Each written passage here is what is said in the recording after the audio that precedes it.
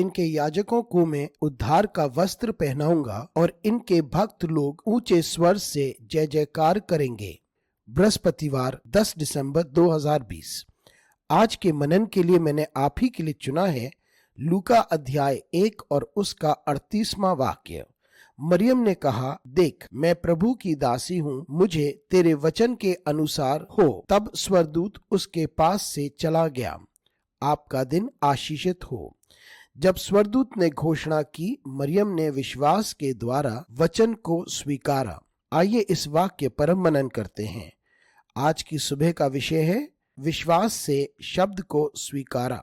यहाँ हम देखते हैं कि जिब्राइल फरिश्ता ने मरियम से भेंट की और परमेश्वर के द्वारा भेजे गए वचन को उसने कहा कि मरियम पवित्र आत्मा द्वारा गर्भवती होगी और एक पुत्र को जन्मेगी और उसका नाम होगा यीशु और वो पृथ्वी का उद्धार करता होगा। लेकिन उस वक्त मरियम भय से भर गई क्योंकि उसका तो विवाह ही नहीं हुआ था और फिर वे कैसे गर्भवती हो सकती थी। लेकिन स्वर्गदूत ने उसे बताया कि परमेश्वर ने उसे चुना है कि वे यीशु की माता बने। और स्वर्गदूत ने यह भी बताया कि एलिशबा भी गर्भवती थी और इसलिए परमेश्वर के लिए कुछ भी असंभव नहीं। और मरियम ने विश्वास के साथ इस शब्द को स्वीकारा क्योंकि उसे पता था कि परमेश्वर के लिए कुछ भी असंभव नहीं। और उसने विश्वास के द्वारा इस शब्द को स्वीकारा क्योंकि उसे पता था ये परमेश्वर का शब्द है और उसे परमेश्वर की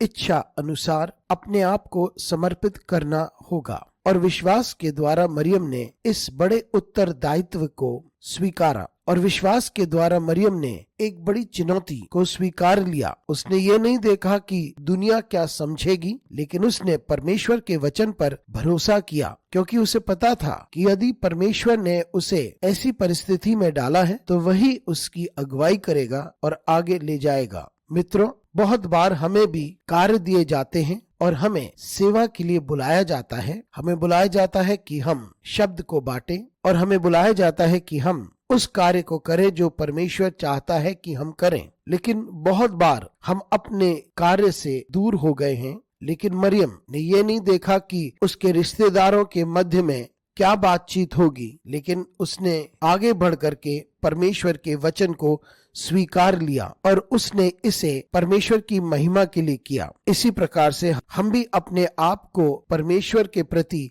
हम भी समर्पित हो जाएं, इस बात को स्वीकारते हुए कि हम कुछ भी नहीं और वे सर्वश्रेष्ठ है। और हम हर शब्द को स्वीकारें और हर वादे को स्वीकारें जो परमेश्वर के वचन में हमें दिया गया है। परमेश्वर के लोगों के द्वारा, विश्वास के द्वारा हम अपने आप को समर्पित करें। अनुग्रहकारी परमेश्वर स्वर्गीय पिता, आज की सुबह के लिए तुझे धन्यवाद देते हैं। हम धन्यवाद देते हैं परमेश्वर तेरी सारी आशीषों के लिए। यीशु मसीह के नाम से मांगते हैं, आमीन।